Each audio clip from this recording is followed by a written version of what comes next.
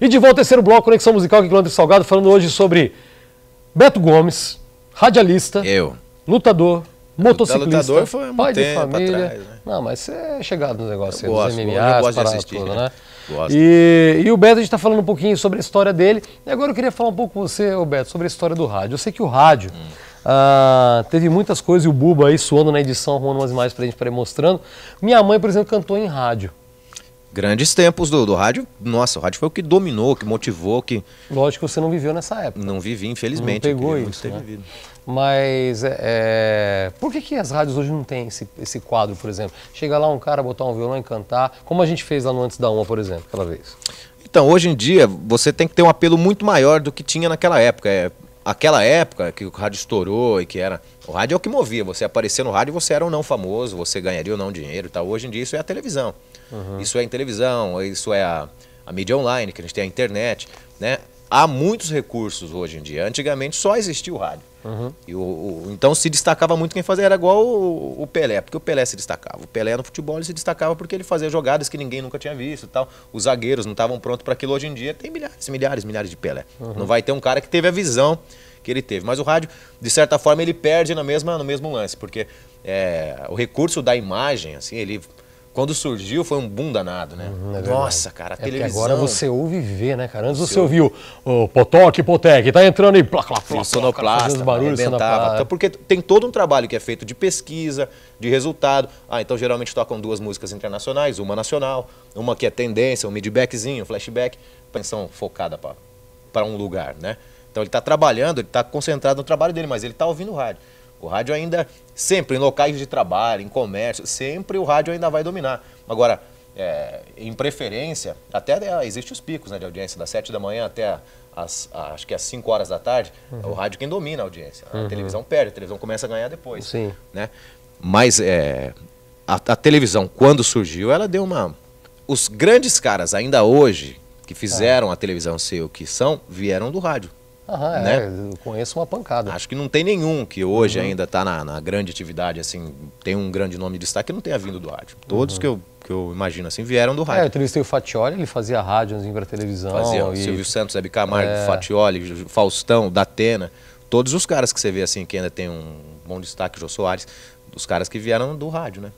Então o rádio teve e tem ainda, e vai continuar tendo uma importância muito grande, né? Na época da guerra mesmo, por exemplo, onde o rádio era a única forma que as pessoas tinham de saber o que acontecia. Em alguns lugares isso ainda acontece hoje em dia.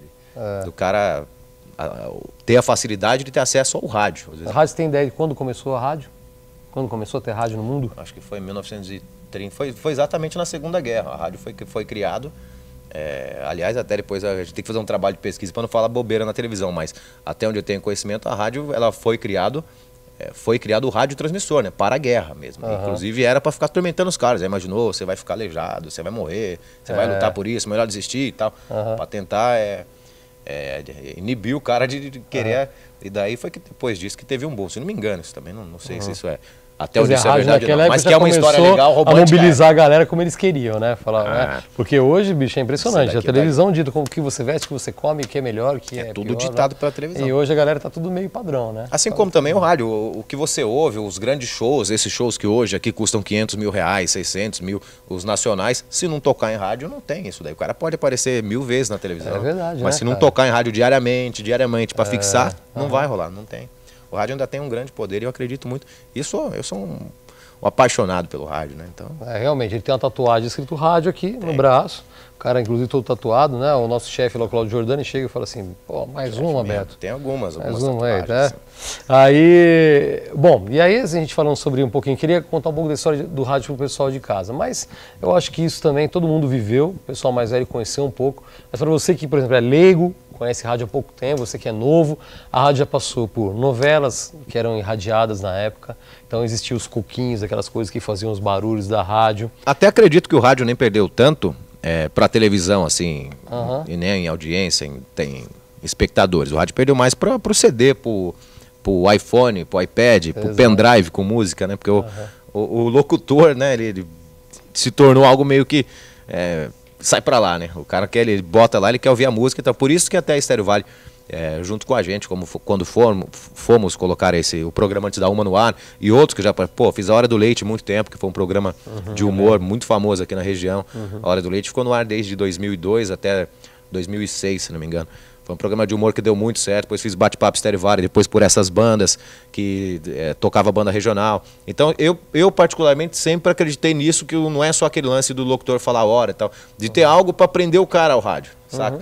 Tipo, Antes da Uma agora na Estéreo Vale, que é onde a gente tenta fazer uma brincadeira com o ouvinte, interagir, deixar o ouvinte entrar no mundo do rádio.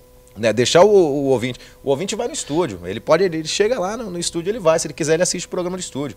Então tem uma porta aberta pro ouvinte que não é só a música, tem um diferencial que ele não vai ter no CD, sabe? Que é um papo legal às vezes com o cara que liga lá, ou ele poder dar a opinião dele. Então o que a gente tenta fazer lá no rádio é esse lance que nunca vai ter no CD, no iPod e tal, do cara poder participar ali, interagir com a rádio. É verdade. E daí ele acaba gostando e fica fã, acompanha como se fosse uma novela. Então deixa o recado pessoal aí, site, como é que o cara faz a participar da Estéreo Vale, qual o telefone?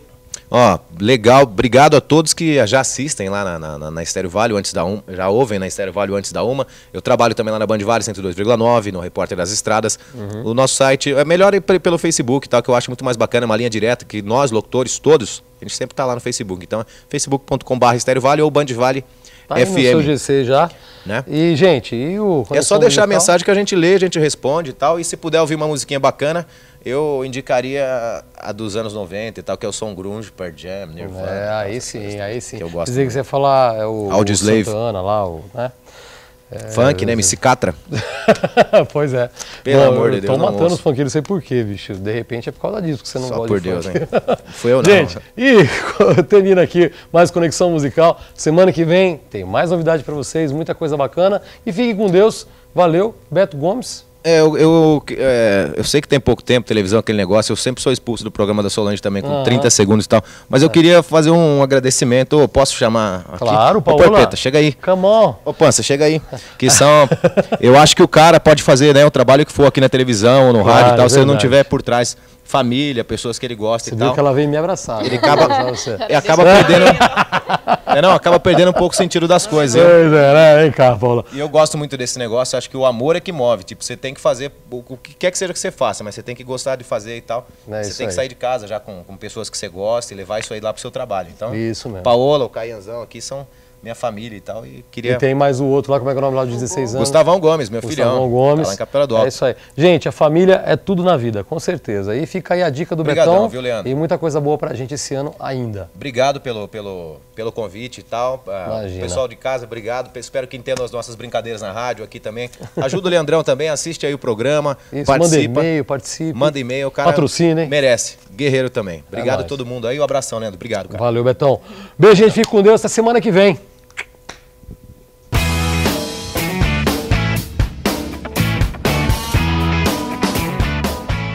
Daqui a pouco, um bate-papo descontraído no República 1039.